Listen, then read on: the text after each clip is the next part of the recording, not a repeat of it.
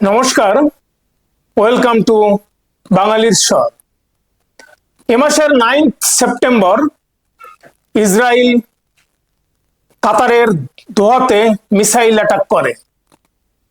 তাদের কাছে ইনফরমেশন ছিল যে হামাসের নেতারা দোহায় বসে মিটিং করছে এবং কাতার সেই নেতাদের পিছনে অর্থ ব্যয় করছে। এর জন্য ইসরায়েল প্রিসিশন মিসাইল গাইড দিয়ে ওই ভবনটি গুড়িয়ে দেয় এবং 6 জন নিহত হয়। গত 72 ঘন্টায় 9 সেপ্টেম্বরের আশেপাশে ইসরায়েল 6টি দেশে আঘাত করে, মিসাইল অ্যাটাক করে। তার ভিতরে হলো কাতার, প্যালেস্তাইন, সিরিয়া, লেবানন, ইয়েমেন এবং তিউনিসিয়া। এরপর মুসলিম বিশ্ব ফুঁসে উঠেছে। 2023-এর 7ই অক্টোবরের পর থেকে যেটা গাজায় যুদ্ধ চলছে সেটা শুরু হয়েছিল হামাস নেতারা ইসরায়েলের 1400 নিরীহ ইসরায়েলকে খুন করে, ইহুদিকে খুন করে। 250 জনের মতো ইসরায়েলকে হোস্টেজ করে রাখে। এখনো পর্যন্ত 14 জন এই হামাস নেতাদের কবলে রয়েছে। ইসরায়েল এখনো তাদেরকে উদ্ধার করতে পারেনি। এর জের হিসেবে গাজাকে মাটির সঙ্গে মিশিয়ে দিয়েছে ইসরায়েল। 65,000 প্যালেস্টাইন খুন হয়েছে, তার ভিতরে ম্যাক্সিমাম শিশু এবং মহিলা। লক্ষ লক্ষ প্যালেস্টাইনি তাদের ভূখণ্ড ছেড়ে পালিয়ে যেতে বাধ্য হয়েছে সিরিয়া, লেবানন, জর্ডন, ইজিপ্ট এবং আরো প্রতিবেশী দেশগুলোতে। এর জের হিসেবে জিসিসি মিটিং কল করে মিডল ইস্টের দেশগুলি। পাল্টা কিভাবে ইসরায়েলকে দেওয়া যায় সে নিয়ে পরামর্শ হয়। জিসিসি কথার অর্থ হলো গালফ কপারেশন কাউন্সিল। 6টি দেশ এর মেম্বার এবং তারা ইমার্জেন্সি সামিট বা মিটিং কল করে। বাহরাইন, কুয়েত, কাতার, ওমান এবং সৌদি আরবিয়ার সাথে আছে আরব আমিরাত। তাদের এই উদ্যোগে পৃথিবীর 57টি মুসলিম কান্ট্রির ডেলিগেট দোহাতে পৌঁছয়। তারা কিভাবে রেসপন্স করবে ইসরায়েলের এগেনস্টে সেটা নিয়ে আলাপ করে। তারা প্রতিশ্রুতিবদ্ধ হয় ইসরায়েলের প্রতি আঘাত হানার। কিন্তু প্রশ্ন হচ্ছে তারা কি ইসরায়েলের উপর আঘাত আনতে পারবে নাকি এভাবে মার খাবে? ছোট্ট একটা ইসরায়েল দেশ, তার হাতে বারবারই মার খাবে, সেটাই উঠছে প্রশ্ন। তারা কি ইসরায়েলকে শিক্ষা দিতে পারবে নাকি এভাবেই মিডল ইস্ট মুসলিম কান্ট্রিগুলি তাদের সন্তান সন্ততির যত্ন না নিয়ে তারা সন্ত্রাসের পিছনে টাকা ব্যয় করবে? প্রশ্ন এটাই উঠছে, তারা কি একতাবদ্ধ হতে পারবে? নিজেদের স্বার্থের উপরে উঠে একতাবদ্ধ হয়ে ইসরায়েলকে শিক্ষা দিতে পারবে? প্রশ্ন এটাই। এবং ইসলামিক কান্ট্রি যে এরা কি এটা ভাববে যে আর 75 কিংবা 100 বছরের ভিতরে ইসলাম ধর্মর স্প্রেড বন্ধ হয়ে যাবে, ইসলাম ভেঙে পড়বে? কারণ 75 থেকে 100 বছর পরে মিডল ইস্টের কোনো তেল আর থাকবে না, মানুষ মিডল ইস্টের কাছে যাবে না। ফলে তাদের ধর্ম হয়তো বিঘ্নিত হতে পারে, ধর্ম হয়তো মানুষ ছেড়ে অন্য ধর্ম গ্রহণ করতে পারে। ভারত, বাংলাদেশ, পাকিস্তান, আফগানিস্তান, এখানকার মুসলমানরা বারবারই হিন্দুদের মন্দির ভাঙার পরে প্রশ্ন করে হিন্দুদের যে তোমাদের দেবতা দেবদেবী যদি তোমাদের মন্দির রক্ষা করতে না পারলো তাহলে কেন তোমরা তাদের পূজা করো?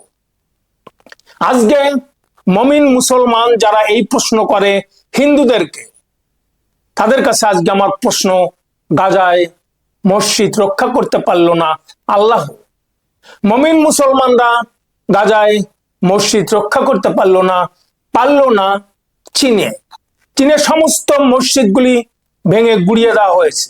তাহলে কি তারা তাদের ধর্মে আর বিশ্বাস রাখবে? এই প্রশ্ন আজকে তাদের জন্য আমার রইল। কিন্তু আরো একটি প্রশ্ন, এর আগে ইরান অ্যাটাক করেছে America, Israel, Syria, Lebanon, Jordan, Egypt, কোথায় তারা আঘাত করেনি? ইয়েমেন, তিউনিসিয়াতে আঘাত করেছে, কিন্তু কই? এতদিন তো কখনো তোড়জোড় ছিল না সমস্ত মুসলিম কান্ট্রি এক হয়ে ইসরায়েলকে শিক্ষা দেওয়ার জন্য, পাল্টা আঘাত আনার জন্য। হঠাৎ করে কি এমন হলো যে মুসলিম কান্ট্রি ইমার্জেন্সি মিটিং কল করে একত্রবদ্ধ হয়ে ইসরায়েলকে শিক্ষা দিতে উদ্গ্রীব হয়েছে? প্রথম কারণটা হলো এই যে এই 6টি দেশ, বাহরাইন, কুয়েত, কাতার এবং ওমান, সৌদি আরবিয়া, আরব আমিরাত, এরাই সব থেকে ধনী 6টি দেশ মিডল ইস্টের, এবং তার ভিতরে কাতার সব থেকে সভ্য দেশ, ধনী দেশ। এদের আছে তেল, টাকা, গ্যাস। ইভেন ইন্ডিয়া কাতার থেকে প্রচুর পরিমাণে এলএনজি গ্যাস কেনে। এই কাতারই সমস্ত টাকা ব্যয় করে সন্ত্রাসীদের পিছনে, হিজবুল্লাহ, হামাস, তালেবান, হুতি, এদের পিছনেই টাকা খরচ করে। কাতার তাদের সমস্ত টাকা খরচ করে মুসলিম উম্মার সম্প্রসারণের জন্য। যে সমস্ত দরিদ্র কান্ট্রিগুলি আছে সেখানে মুসলিমদের সহায়তা করে। কিন্তু আজকে দোহাতে আঘাত করার পরে সমস্ত কান্ট্রিগুলি এগিয়ে এসছে, কারণ হলো একটাই, কাতার যদি ভেঙে পড়ে তাহলে মুসলিম উম্মার আর সম্প্রসারণ হবে না, সন্ত্রাসী কার্যকলাপ সারা দুনিয়াতে আর চালানো যাবে না। এজন্যই তারা ফুঁসে উঠেছে, এক হয়েছে, দোহায় সামিট করছে। অন্যদিকে দ্বিতীয় কারণটি হলো, সেটা হলো ইরান এবং সৌদি আরব। ইরান হলো শিয়া কান্ট্রি, সৌদি আরব হলো সুন্নি কান্ট্রি, একে অপরের রাইভাল, প্রতিদ্বন্দ্বী। মিডল ইস্টে প্রতিযোগিতা এই দুটি কান্ট্রির সঙ্গে, কে বড় ওখানে, কে কর্তৃত্ব বজায় রাখবে মিডল ইস্টে। আর তাই সমস্ত মিডল ইস্ট কান্ট্রিগুলি দুভাগে বিভক্ত। সৌদি আরব আমেরিকার গ্রেট অ্যালাই, অন্যদিকে ইরান ইসরায়েল এবং আমেরিকাকে শত্রু দেশ বলে ভাবে। আর তাই মিডল ইস্ট সম্পূর্ণভাবে দ্বিধা বিভক্ত, দুই গ্রুপে বিভক্ত, যার জন্য এতদিন তারা কখনো ইসরায়েলের উপরে কথা বলতে পারেনি, ইসরায়েলকে কোনো শিক্ষা দিতে পারেনি। আজকে তাদের এই দ্বিধাদ্বন্দ্বের জন্য, সৌদি আরব এবং ইরানের শত্রুতার জন্য তারা নিজের স্বার্থের উপরে উঠতে পারেনি। এই ইরানি, কাতার দেয় টাকা সন্ত্রাসী গ্রুপগুলিকে, আর ইরান দেয় অস্ত্র। সেই হুতি, ইয়েমেনের যে হুতি, হিজবুল্লাহ, হামাস, তালেবানদের দেয় অস্ত্র। দর্শক বৃন্দ, এরপরে যদি পাকিস্তানের কথা বলা যায়, পাকিস্তানের শেহবাজ শরীফ এই মিটিংয়ে উপস্থিত ছিলেন। তিনি অবশ্যই তার পারমাণবিক বম পিঠে বেঁধে নিয়ে গিয়েছিলেন, হাতে নিয়ে গিয়েছিলেন ভিক্ষার থালা। তিনি প্রস্তাব করেছিলেন যে আমরা তোমাদের প্রোটেকশন দিব, নিরাপত্তা দিব, কিন্তু আমাদের টাকা দিতে হবে। তার টাকার দরকার। পাকিস্তান শুধু টাকাকে চেনে, সন্ত্রাসের আতুরঘর। আজকে সন্ত্রাসের পিছনে টাকা ঢালতে ঢালতে ভিক্ষুক হয়ে গিয়েছে পাকিস্তান। ইভেন সৌদি আরবে হজের সময় এই পাকিস্তানি মানুষই মসজিদের সামনে বসে ভিক্ষা করে, এবং সৌদি আরব তাদেরকে ব্যান করতে বাধ্য হয়েছে, পাকিস্তান থেকে ভিখারি যেতে নিষেধাজ্ঞা জারি করা হয়েছে। কিন্তু এই সামিটে কি আলাপ হলো সেটা আমরা একটু দেখে নিই। The Gulf cooperation council will never be the same. এটাই এই সামিটের মূল উপজীব্য। তারা পৃথিবীকে বোঝাতে চেয়েছে এই 6টি গালফ কান্ট্রি জিসিসি আর আগের মতো হবে না, কারণ তারা নতুনভাবে চিন্তা ভাবনা করছে কিভাবে এগিয়ে যাওয়া যায়, কিভাবে প্রতিরোধ ক্ষমতা গড়ে তোলা যায়। এ নিয়ে তাদের একটা যৌথ বিবৃতিও দেওয়া হয়েছে। কি বলা হয়েছে সেই যৌথ বিবৃতিতে? বলা হয়েছে যে এটা একটা কাপুরুষোচিত হামলা, কাওয়ার্ডলি অ্যাটাক যেটা ইসরায়েল করেছে। এবং কাতারের পররাষ্ট্র মন্ত্রণালয়ের মুখপাত্র মাজেদ মোহাম্মদ আল আনসারির মতে জিসিসি জানিয়েছে যে উপসাগরীয় প্রতিরোধ ক্ষমতা গড়ে তোলার জন্য ব্লকের সামরিক সংস্থাগুলির মধ্যে ইতিমধ্যেই পরামর্শ চলছে। দোহায় শীঘ্রই গ্রুপের ইউনিফাইড মিলিটারি কমান্ডের একটা সভা অনুষ্ঠিত হবে। অর্থাৎ তারা একটা উপসাগরীয় প্রতিরোধ ক্ষমতা গড়ে তুলবে, যার নাম দেওয়া হয়েছে আপাতত আরব ন্যাটো, নর্থ আটলান্টিক ট্রেডি অর্গানাইজেশন, যেটা আমেরিকা এবং ইউরোপ নামে তারা পৃথিবীর বিভিন্ন দেশে ছড়িয়ে পড়েছে। ঠিক তাদের মতো একটা প্রতিরোধ ক্ষমতা গড়ে তুলতে চায় এই আরব বিশ্ব। এরপরে শেখ তামিম, যাকে আপনারা দেখছেন ছবিতে, ইনি হলেন আল-থানি, শেখ তামিম আল-থানি। ইনি কাতারের আমির। ইনি বলেছেন যে ইসরায়েলি প্রধানমন্ত্রী বেঞ্জামিন নেতানিয়াহু আরব অঞ্চলকে ইসরায়েলি প্রভাবের ক্ষেত্র হিসাবে গড়ে তোলার স্বপ্ন দেখছেন। এটা একটি বিপজ্জনক বিভ্রম। এরপরে যিনি এই জিসিসির মহাসচিব জসেম মোহাম্মদ আল বুদাইবি, ইনি কি বলেছেন? ইনি বলেছেন যে ডোনাল্ড ট্রাম্প ওয়াশিংটনের মিত্র হলো ইসরায়েল, এবং ওয়াশিংটনকে, ডোনাল্ড ট্রাম্পকে তার ইসরায়েলের উপর লাগাম টানার আহ্বান জানিয়েছেন। এরপর তুরস্কের প্রেসিডেন্ট কি বলেছেন? রিসেপ তাইপ এরদোগান বলেছেন আরব এবং মুসলিম নেতাদের ইসরায়েলের উপর অর্থনৈতিক চাপ প্রয়োগের আহ্বান জানিয়ে বলেছেন অতীতের অভিজ্ঞতা এই ধরনের চাপের সাফল্য প্রমাণ করেছে।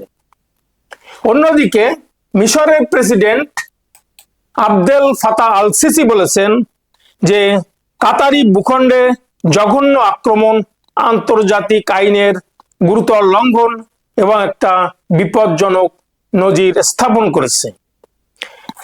পাকিস্তান কি বলেছে?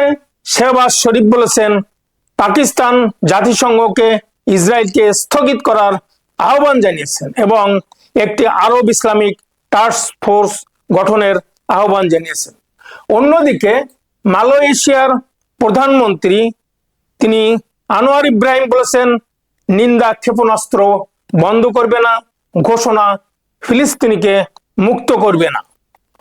অন্যদিকে ইরানের প্রেসিডেন্ট যিনি মাসুদ পেজেশকিয়ান, তিনি মুসলিম দেশগুলিকে ইসরায়েলের সাথে সম্পর্ক ছিন্ন করার আহ্বান জানিয়েছেন। এটা হলো যারা অ্যাটেন্ড করেছেন তাদের ভিতরে প্রধান রাষ্ট্রগুলি, সেই তুরস্ক, সেই কাতার, সেই ইরান এবং ইজিপ্ট, সাথে মালয়েশিয়া। এদের বক্তব্য দর্শকবৃন্দ আমরা শুনলাম, কিন্তু এদের কেউই একথা বলছে না ইসরায়েল মিসাইল ছুঁড়েছে, আমাদেরও মিসাইল দিয়ে আঘাত করা উচিত ইসরায়েলকে। তারা কেউ একথা মুখ ফসকে বলছে না, তাদের বলার সে সাহস নেই। কারণটা হলো এই, তারা দ্বিধাবিভক্ত। মুসলিম কান্ট্রির একটাই উদ্দেশ্য সন্ত্রাসী হামলা চালানো। এই অপকর্ম করার জন্য তাদের নিজের স্বার্থটা সবসময় বড় হয়ে উঠেছে। আজকে এত বড় 57টি কান্ট্রি এক জায়গায় হয়ে একটা বিবৃতি দিতে পারলো না যে কালকেই আমরা মিসাইল অ্যাটাক করব ইসরায়েলের, যেটা ইরান দেখিয়ে দিয়েছিল। হেরেছে বটে, পারমাণবিক স্থাপনা ভাঙা হয়েছে, আমেরিকা গুড়িয়ে দিয়েছে, কিন্তু তারপরেও ইসরায়েলে মিসাইল হামলা চালিয়েছিল একা ইরান। আজকে 57টি দেশ মিলে সেটা করতে পারলো না। কারণ কাতার এমনই একটা কান্ট্রি যেখানে হেন কোনো টেররিস্ট অর্গানাইজেশনের সেখানে সংস্থা নেই, অফিস নেই। সেই হিজবুল্লাহ, হুতি, হামাস, তালেবান এরাই হরকাতুল জিহাদ, জেএমবি, আনসারুল্লাহ বাংলা টিম, হিজবুত তাহরি, যত ওসামা বিন লাদেনকে এরা টাকা সরবরাহ করত।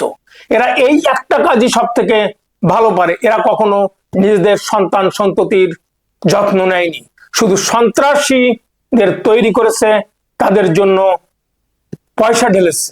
ইভেন পাকিস্তান একমাত্র পারমাণবিক শক্তিধর দেশ, কিন্তু আজকে ইসরায়েলের বিরুদ্ধে কথা বলছে না। কারণ ইসরায়েলকে তারা গুড়িয়ে দিতে পারে, কিন্তু দোহার স্বার্থে, কাতারের স্বার্থে, মুসলিম বিশ্বের স্বার্থে, মুসলিম ভাইদের জন্য সে পারমাণবিক অস্ত্র ক্ষেপণ করবে না। পারমাণবিক বোমা যে জমিয়ে রেখেছে ইন্ডিয়ার এগেনস্টে ব্যবহার করার জন্য, আর তাই প্রস্তাব রেখেছে আমরা তোমাদের নিরাপত্তা দিতে পারি যদি আমাদের টাকা দাও। কিন্তু কাতার কেন তাতে এগ্রি হবে? আমেরিকান সৈন্য আছে কাতারে, প্রোটেকশন দিবে তারাই, কারণ কাতার তাদেরকে টাকা দেয়। কিন্তু এ নিয়ে ইসরায়েল কি মন্তব্য করেছে? এই সামিটের পর যে বিবৃতি দেওয়া হয়েছে, কাওয়ার্ডলি অ্যাটাক বলা হয়েছে, উপসাগরীয় ক্ষমতা, প্রতিরোধ ক্ষমতা গড়ে তোলার প্রতিশ্রুতি তারা দিয়েছে, আরব ন্যাটো গড়বে বলে প্রকাশ করেছে। কিন্তু ইসরায়েল কি বলেছে? ইসরায়েল বলেছে আবার যদি দোহা কিংবা কাতার হামাস নেতাদের আশ্রয় দেয় তাহলে আবারও অ্যাটাক হবে। হামাস নেতারা পৃথিবীর কোথাও লুকিয়ে থাকতে পারে না। কোন টানেলের ভিতরে, গর্তের ভিতরে যদি লুকিয়ে থাকে আমরা টেনে বের করব। এটাই ছিল ইসরায়েলের রিয়াকশন। অন্যদিকে মার্ক রুবিও, যিনি ডোনাল্ড ট্রাম্পের ফরেন সেক্রেটারি, তিনি ঠিক যখন এই সামিট দোহাতে সম্পন্ন হচ্ছে সেই সময় তিনি ইসরায়েলে, তিনি ইহুদিদের হোলিয়েস্ট সাইট ওয়েস্টার্ন ওয়ালে গিয়ে প্রার্থনা করছেন। ইমোশনাল হয়ে চোখে জল পড়ার মতো অবস্থায় তিনি প্রার্থনা করছেন ইসরায়েলের সঙ্গে, এবং তিনি বলতে চেয়েছেন যে ইসরায়েল, আমেরিকা তাদেরকে আনওয়েভারিং সাপোর্ট দিবে। আমেরিকা ইসরায়েলকে সাপোর্ট দিবে, আনওয়েভারিং সাপোর্ট, অর্থাৎ সব রকম সাপোর্ট ইসরায়েলকে আমেরিকা দিবে।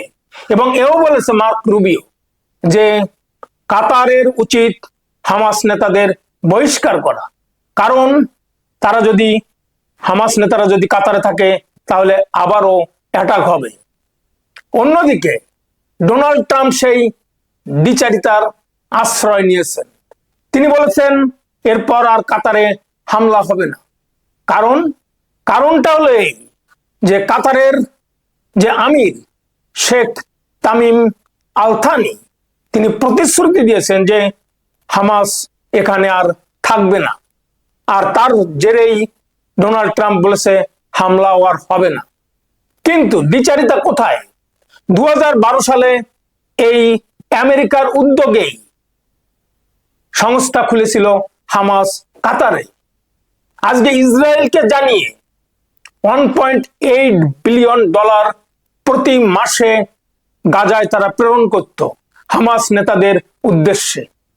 আজকে তখন তারা পারমিশন দিয়েছিল, আজকে তারা গুড়িয়ে দিল কাতারের দোহার বিল্ডিং গুলো, কারণ তাদের কাছে ইনফরমেশন ছিল যে এখানে টেররিস্টরা, হামাস নেতারা মিটিং করছে, বৈঠক করছে।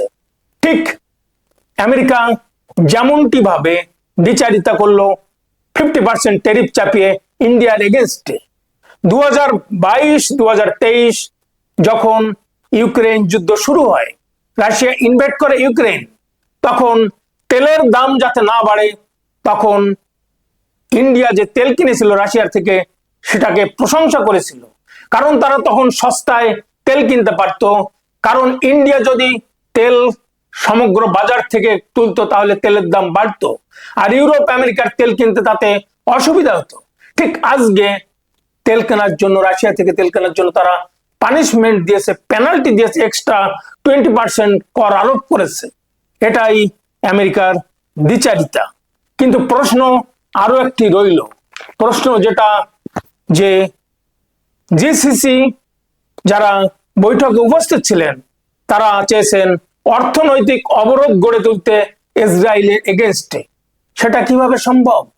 ইসরায়েলের টাকা ইসরায়েলে আদৌ থাকে না, ইসরায়েলের টাকা থাকে আমেরিকাতে। পৃথিবীতে সবচেয়ে ধনী মানুষগুলি হলো এই ইহুদি, এরা ইসরায়েলে টাকা পাঠায়।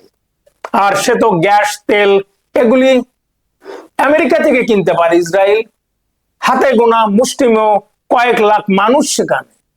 কানাডা থেকে তেল কিনতে পারে, ভেনেজুয়েলা থেকে তেল কিনতে পারে, গায়ানা থেকে তেল কিনতে পারে, আফ্রিকা থেকে তেল কিনতে পারে। কিভাবে অর্থনৈতিক অবরোধ গড়ে তুলবে? সম্পর্ক ছিন্ন করলেই কি সব হয়ে গেল? ইসরায়েল আছে প্রযুক্তি, টেকনোলজি এবং এগ্রিকালচারাল যে সিস্টেম তারা ডেভেলপ করেছে। পৃথিবীর মানুষ বসে আছে ইসরায়েলের সঙ্গে কোঅপারেশন বাড়াতে। ইসরায়েলকে আইসোলেট করা সম্ভব নয়। ইসরায়েলের যে অস্ত্র সিস্টেম আছে, সেই টেকনোলজি বিক্রি করে তারা কোটি কোটি ডলার ইনকাম করে। ইভেন ইন্ডিয়া ইসরায়েলের কাছ থেকে আর্মস কেনে। এভাবে সম্ভব নয়। তাহলে আলটিমেটলি কি হচ্ছে? ছোট্ট একটি দেশ ইসরায়েল, তার কাছে মিডল ইস্টের এই দেশগুলি কি বারে বারেই মার খাবে? তার উত্তর কে দেবে? উত্তর অবশ্যই আছে। সেটি হলো মিডল ইস্ট কান্ট্রির যে মুসলিম জনতা, মমিন মুসলমানরা, তারা তাদের সন্তান সন্ততির যত্ন নিক, সন্ত্রাসী পথ থেকে সরে আসুক, টাকা ব্যয় কম করুক, বন্ধ করে দিক সন্ত্রাসী কার্যক্রমকে, এবং তারা বেদুইনের রক্ত কিছুটা হলেও ভুলে গিয়ে সভ্যতার আলোর দিকে এগিয়ে আসুক। টু নেশন থিওরি ভুলে যাক। আজকে গাজা ইসরায়েলের হাতে। আজকে তাদেরকে ওয়েস্ট ব্যাংক নিয়ে সন্তুষ্ট থাকতে হবে। কিছুটা হলেও শান্তি আসবে। কিন্তু যেদিন তারা মনে করবে যে প্যালেস্টাইন নামক কোনো দেশ নেই, সেদিন পৃথিবীতে শান্তি আসবে। ওয়েস্ট ব্যাংক যেদিন ইসরায়েল গ্রহণ করবে, সেদিনই পৃথিবীতে শান্তি আসবে। কিন্তু মুসলিম কান্ট্রি কি সেটা করতে পারবে? না, সেটা সম্ভব নয়। আর তার অর্থ হলো এই ছোট্ট একটি দেশের কাছে বারে বারেই মার খাবে মিডল ইস্ট গুলির দেশগুলি। মুসলিমরা বারে বারেই বিব্রত হবে, তাদের বারে বারেই এভাবে সামিট করতে হবে, কিন্তু সুরাহা কখনো হবে না। কারণ সত্য একটাই, তাদের আল্লাহ গাজায় মসজিদ রক্ষা করতে পারেনি, আর পারবেও না। অদূর ভবিষ্যতে 75 থেকে 100 বছরের ভিতরে তেল শেষ হয়ে যাবে, তখন ইসলাম ভেঙে পড়বে, মানুষ ইসলামের দিকে আর ধাবিত হবে না। দর্শক বৃন্দ, আজ এ পর্যন্তই। ভিডিওটি ভালো লাগলে বাঙালির শর্ট চ্যানেলটি সাবস্ক্রাইব করে পাশে থাকা বেল আইকনটি প্রেস করুন। আর আপনাদের যদি কোনো মন্তব্য থাকে তাহলে মন্তব্যের ঘরে মন্তব্য লিখুন। আপনাদের যে সাবস্ক্রিপশন সেটা 1 সেকেন্ডের সময়, কিন্তু আপনাদের একটা সাবস্ক্রিপশন আমাদের অনুপ্রেরণা, উৎসাহ।